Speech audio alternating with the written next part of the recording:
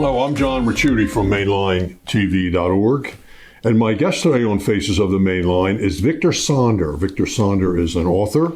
He is also famous for his public relations with Amoroso Bread, NFL Films, the Pennsylvania Lottery, tourism, which he has. There's a fabulous song that you'll hear at the end, and some of you may be familiar with. Pen Made, as well as print and television. Victor, hello. Hi. Thank you for coming to Faces of the Main Line. First question I want to ask you is, you've written a tell-all book called Adversity. And I always ask this question of every author I ever interview. Why did you write a book? I wrote a book because I was fascinated with my own life and how I've gotten through it.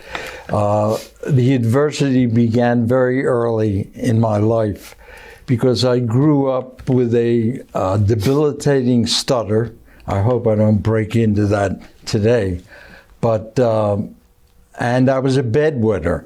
So as a little kid, every day I would get up with 2 strikes against me. And I think it sort of formed my character, my work ethic, my striving to make myself as much as I could be. Because, you know, the kids my age would look at me and think I was mentally less than they were, because the stutter was humiliating. So from that point, I sort of fell in love with Jerry Lewis. I had to find a way to communicate with people, to you know, get through to them. And I started watching Jerry Lewis movies, and I decided I would become funny. I'd become the funniest guy around.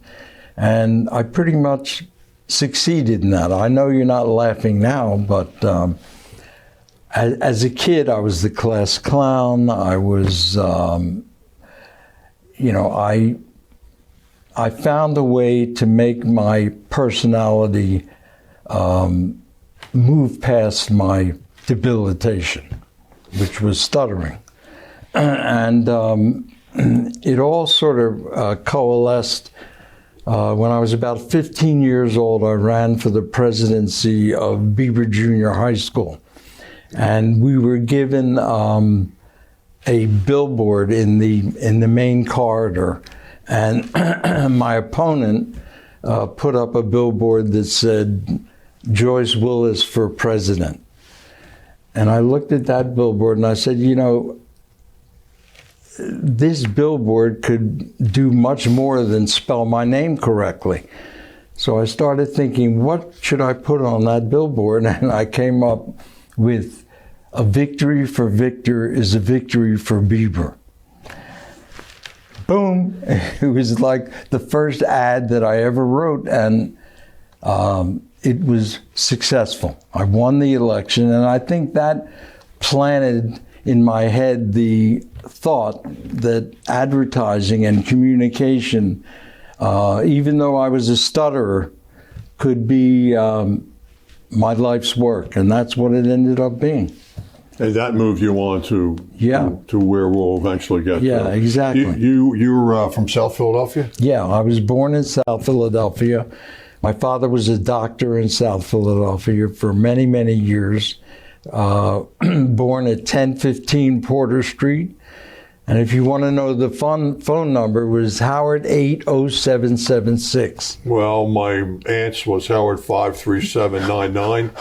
Wait for the dial tone.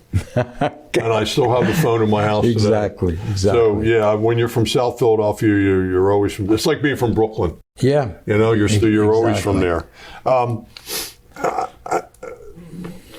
In your book, you kind of, it's like a tell-all book. And you tell everything in there about your profession as a public relations company. Well, I don't call it public relations, it's advertising. Sorry. That's all right. 2 different skills. Right. You're right, it is. What was it was Sonder, Levitt, and? Sonder, Levitt, and Sigorsky.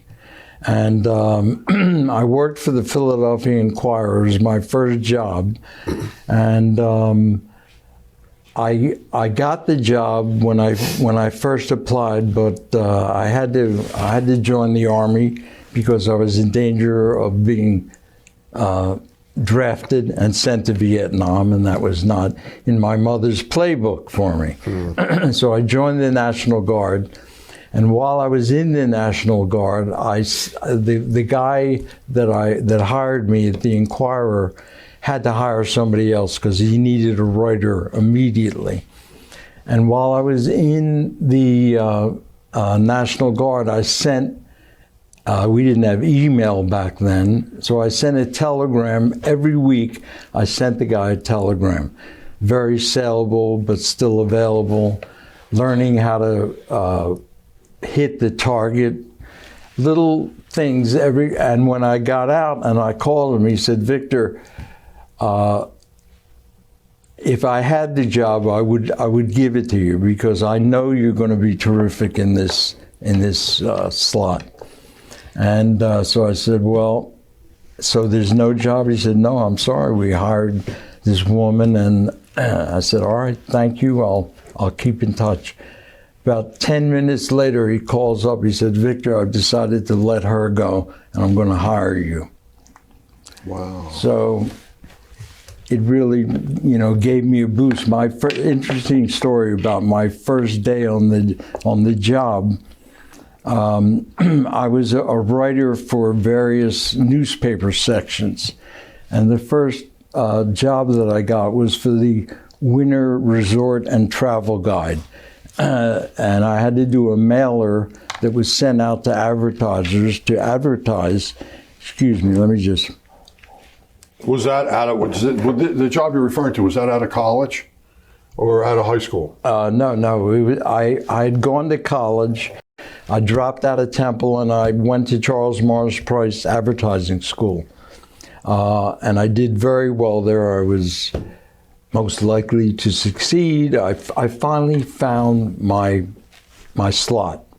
And I did very, very well there. And I put together a portfolio. And I just, it was a 2-year course. It was taught by pros in the business. Absolutely great school. I don't think it's around now, but you'd take trips to TV stations, ad agencies, et cetera, et cetera. And so I wrote, the first headline I wrote was "Go Away," and that was going to be on the cover of the mailing piece. And I had this idea that the "Go Away" would be shot through a block of ice. This was a winter travel and resort section, and it was encouraging people to go away for the winter on vacations. So my first meeting with the art director was it's the first meeting I ever had with an art director, and he said, "Do you have any ideas?" I said, "Well, I'd like to shoot the headline through a block of ice, like you could read it through a block of ice. Go away." And he said, "Well, how am I supposed to do that?" And in my head, I said, "Well, I thought you were the art director. You'd figure out how to do that." Sure. So he said, "Well, I don't know how we could." I said, "Well, let me go out for lunch and think about it." I went back to my office and I opened the yellow pages and I found an ice house that was right around the corner from the Inquirer. It was right down the street. I went out and I bought a 40-pound block of ice, and I borrowed the tongs and I dragged it over the sidewalk into the elevator up to the 8th floor and slid it into the guy's office. I said, "Can you handle it now?" I basically became a legend at the Inquirer. I mean, it was my first day on the job, and it sort of summarizes the way I approach my work. Whatever it took, whatever it takes, as far as you have to go, that's what you do. And that's been my work ethic throughout my entire career. And it all started with the initial adversity that I was dealing with. So then you formed Sonder. After I got the job at the Inquirer, I was there about a year and a half. Irv Sigorsky was my best friend growing up in high school. Little guy, quarterback on the football team, catcher on the baseball team. A handsome guy, but short, and it was something that always bothered him. But he had an incredible will and great taste and incredible belief in himself. You can imagine being 5'5" and the quarterback of the Overbrook High School football team. That doesn't happen every day. So after a year and a half, he says to me, "Vic, I think we should start an advertising agency." I said, "Irv, what do you mean start an advertising agency? None of us know anything about advertising agencies." He said, "Yeah, well, I think, we'll be able to handle it." So we formed an advertising agency with another partner that I had met at the Philadelphia Inquirer. And we just started working at night after work. Irv was quite a drinker in his day. He used to go out to bars more than was healthy, and later on, it was sort of a cover for his mental illness, which was very serious. But he met a guy at a bar who happened to have a new business called shirtboard advertising, and he was selling ads on the back of the boards that go into shirts, which was sort of a whole new advertising medium and a pretty good idea, we thought.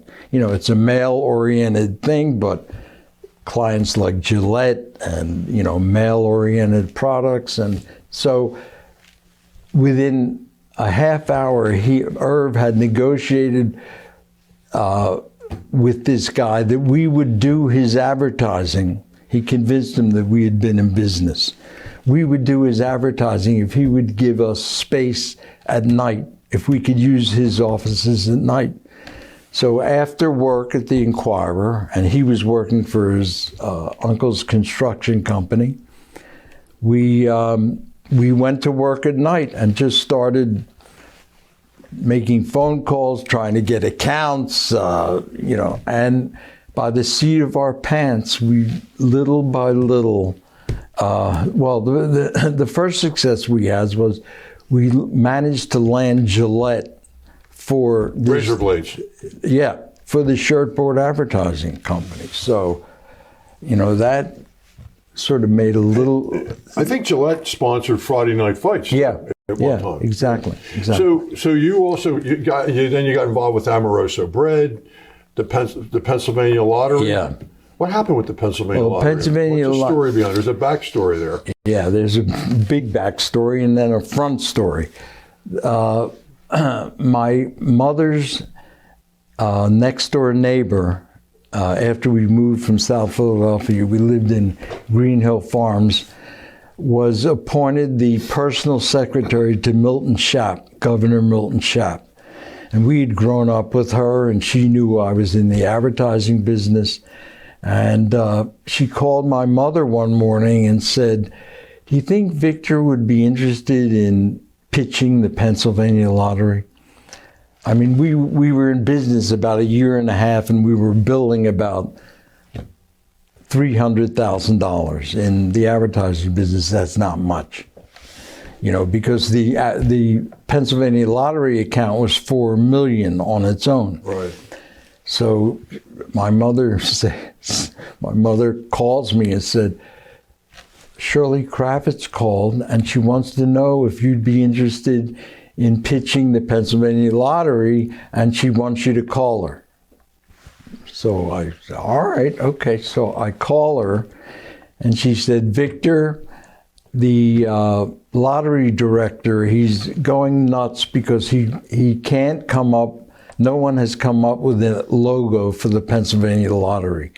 I think if you could come up with an idea for a logo that he likes, I think I might be able to get you on the list of agencies that are going to pitch the account. As she's saying this to me, the idea for the logo pops into my head. It's going to be a keystone shape stamped out of a stack of dollar bills, and it have a wrapper that says Pennsylvania Lottery. I mean, as she was saying it, it just popped into my head.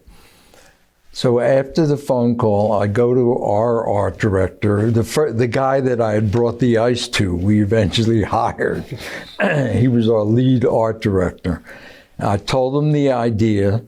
He gets busy. I run down to Irv Sikorsky's office. I said, Irv, we got this chance to pitch we may get a chance to pitch the Pennsylvania Lottery.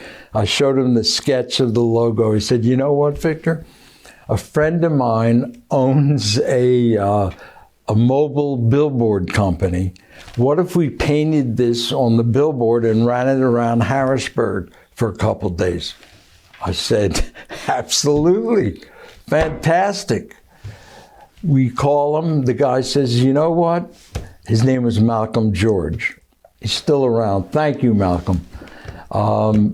He said, you know what? I'll do it for nothing. And if you get the account, you'll give me some business. We did it. Make a long story short, the guy loved the logo. We get put on the list of accounts. We were against the biggest agencies in the state. Ketchum McLeod in Pittsburgh, NWR in Philadelphia. These are multi-million-dollar national account agencies. And we were like $300,000 billers, with little accounts. And luckily, and we were also 25 years old, so we were like little pishers. Your relationship with the NFL films, what was that? Ed, the Sables, Ed and... Yeah, Steve Sable was a friend of mine through, from the time we were 11 years old. Somebody who lived in my neighborhood went to Haverford School, where Steve went to school, became friendly with him, and I connected with the Sables through this friend of mine. From the time we were 11 years old, we were very close. And when I closed the advertising agency, I was going to open a film production company, because by that time I had become a director as well as a writer and creative director. And I was going to open it, and I was out for dinner with Steve one night, and he said, I just got an idea. I'm going to call you in the morning. I said, all right, okay. So I get a call in the morning from Steve. He said, we have a huge facility here, but the football season is only, 4 months long. And why don't you open your film production company within NFL Films? And we have all this talent here, this facility, and you could do commercials for all the advertisers that are supporting NFL, the NFL teams, and the television advertising. I said, Steve, that sounds like a wonderful idea. So we formed NFL Commercial Productions, and I started the business. It became very successful. I was there for 20 years as a writer-director. We hired additional directors, and until Steve died, it was, I was there, and it was very, very successful. I did some football projects as well, stuff for the Super Bowl. And after Steve died, the powers that be decided they didn't want anything that didn't have to do with football. And we were doing about $6 or $7 or $8 million a year. To them, that was nothing. And they wiped out the entire division. You said you closed the agency. Why? Well, we had a series of bad debts. Back in the day, the agency was responsible for all the media bills, even if the client didn't pay us. A client spends $1 million on media, television time, he doesn't pay us, we're on the hook for the $1 million, even though we only were making 15% commission. And that's the way the business was structured. How that started and why it... Your business, or that's just the general nature No, of the business? the general nature of the advertising business back then. Okay. It's no longer the case.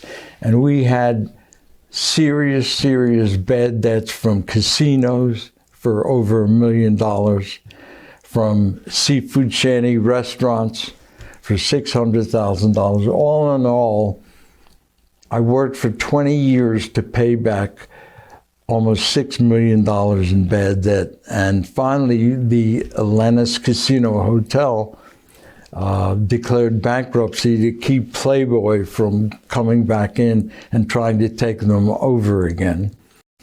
And that was the end. I mean, that was the, so it was... You detail a lot of that really well in your book. Thank you. It's very... Well, it was very painful, so I remember a lot of it. And that's probably why you wrote a little bit of it, isn't it? And then, of course, you threw in a couple bad marriages, too. Well, only one bad marriage. Okay, all right, one. The second one was just a growing apart with a wonderful woman. Well, it's in the book. Wonderful woman, but I never said it was a bad marriage. Okay, you're right. You didn't. You didn't. What was your favorite ad? My favorite ad? Yeah, the favorite one you did. It's hard to say there's one, but I would say the television spot I did for Seafood Shanty. When we first got the account, I came up with the concept that we were going to do takeoffs on classic movies that had to do with the sea. Cane Mutiny, Moby Dick, but my favorite scene of all time was Marlon Brando in On the Waterfront. There's a scene in the back of the cab where he talks to his brother Charlie. And what happens? Can you do that? Yeah, so it's one of the most famous scenes. Oh, I know the scene. Okay. I know the scene. So yeah, I took the scene. I obviously got a tape of the original film, and I studied it for days. Absolutely. I wrote down every piece of dialogue, and then I tried to write a thing about Seafood Shanty, like Marlon Brando gets in the cab and his brother says to him, we're going to Beefeater's Villa. And Marlon said, I don't want to go. I want to go to Seafood Shanty. Seafood Shanty don't cost no more. They got over 50 entrees. Anyway, so I did a takeoff, and the production company that I hired to do it was called Schulmanberry Kramer. They bought a cab, an old classic cab, cut it in half, and we shot the scene in the back of the cab. And we went to such lengths to recreate the original scene. There were 7 Venetian blind slats in the back of the cab covering the back window. If you look at this commercial, there are 7 Venetian blind. I got a hair piece. I got the wardrobe. It was just phenomenally successful. Hey, Charlie. Beefeater's Villa. Charlie, I want to go to Seafood Shanty. We're going for the price on roast beef. Seafood Shanty don't cost no more, and I got over 50 entrees. The seafood's fresh, Charlie, and it's cooked to order. Take it easy, slugger. This ain't your I night. could have taken a lobster apart. Take it easy, Terry. You don't understand. I could have had clams. It could have been tender. I could have had seafood. Okay. Here, you take this. You're gonna need it. You pull over. One nibble and you're hooked. At Seafood Shanty. Let me ask you a question. Has the social media affected advertising? Has it made it easier? Has it made it in general worse? How's social media and advertising? I think it's affected it tremendously. First of all, the way you reach people nowadays is through social media and not general media in general. I'm no longer in the game except as on an occasional assignment. So I'm not really that familiar with how it works, but I know that people I know who are in advertising currently have said that social media has affected things tremendously. Philadelphia, get to know us. What's the backstory? One of my best friends is Garrett Brown, the inventor of the Steadicam. Oh, sure. He won an Oscar for he reinvented the way film production is done. He's a brilliant, wonderful, incredible guy. In the mid-'80s, he was hired to do a series of commercials for the city tourism account. He was a director as well as an inventor in those days. And we had done lots and lots of work together. He did the first commercial I ever wrote. He shot it. And if you read the book, read the book. Okay, it's a great story in there. I did read the book. About that. Yeah, but I do like the song. Okay. I remember it. And I also remember you only ran it for a while because shortly thereafter, Osage Avenue got burned down. Yeah. And you had to pull that ad off. Yeah. And that's even before I even knew you. Yeah, I exactly. knew that story. Let me throw a few names out at you. Sure. And give me a quick rundown on them. John Wayne. John Wayne. You had an experience with John Wayne. Not one of my favorites, but a handsome guy. And his early films, a good actor. But in your book, you're a little bit more clear. I know. About John Wayne? Yeah, then you have an incident. Didn't something happen? You're on a road trip in a Corvette? Yeah, but not with John Wayne. You didn't run into John Wayne? Oh, okay. No. All right. Then I Another book. That's right. Another book. What about Jim Gardner? Jim Gardner, fantastic, wonderful man. I belonged to the same golf club with Jim. And this was during the days when the bad debts were piling up. And I was a little behind on my club dues at Radnor Valley Country Club. And Jim and I were not like close friends. We knew each other. We said hello to each other, but we both respected each other's talents. He came up to me in the locker room and he said, Vic, my name was posted on the bulletin board that I was behind on my dues. He said, Victor, I want to do this for you. I want to pay your bill, and whenever you can pay me back, you'll pay me back. Meanwhile, I had heard things about Jim Gardner. He was this arrogant, aloof, private guy. And anyway, it was just, I was so touched by that, and I never forgot it. I made a point of bringing that out in the book. You like to play golf? I love to play golf. I worked at Radnor Valley when I was in high school. I worked in Radnor Valley. I can't tell you how many bar mitzvahs and bas mitzvahs and weddings that I busboyed through. My family were members there for years. And that's where I learned how to play golf and where I became addicted to golf. So I guess you probably know the story of Ventura in the U.S. Open. Oh, sure. Yeah. We interviewed the author who wrote a book about I that. became pretty good at golf. And there was a time when I thought I could be really good, and I really knew how to play golf. And 6 weeks after I discovered this secret, it just washed away. It was never as good again. I got down to a 6 handicap where I broke 70. Shot a 68 one day at Radnor, and that was the peak of my career. Never got back to that level. The golf's the only sport where the harder you try, the worse you go. Yeah, that's for sure. Right. But, I was a pretty good baseball player when I was a kid, and the thrill of hitting a hard ball on the numbers with a bat, you can't get that in any other sport except golf. And if you're good at golf, you can get it quite a few times during a round. What are you doing now? Well, you're an author.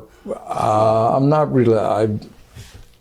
My level is so low that I don't call myself a golfer anymore. I play maybe 6 times a year. But I've sort of become an artist in a way. We moved into an apartment which was on the 12th floor and had floor-to-ceiling windows. And the view out the bedroom window was absolutely incredible. And I noticed every day was a different picture postcard.